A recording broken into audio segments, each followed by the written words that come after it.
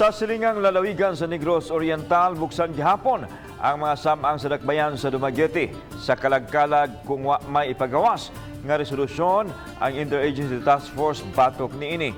Si Chelo Valiana sa report.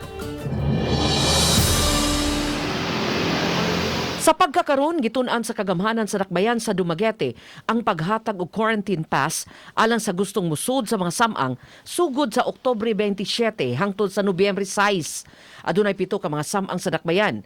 Usa niini Chinese Cemetery ug duha ka dagkong pribadong menteryo. Buksan ang samang sugod alas 7 sa buntag hangtod sa alas 7 sa gabii.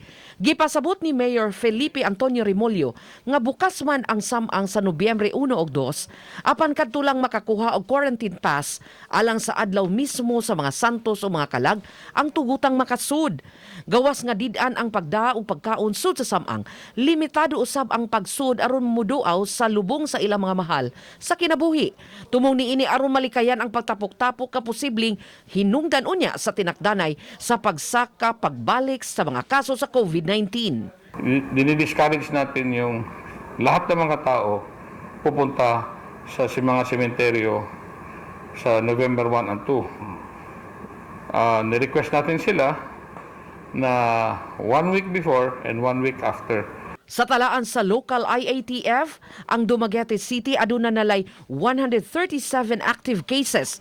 Gikan sa kinatibuk ang 3,662 cases.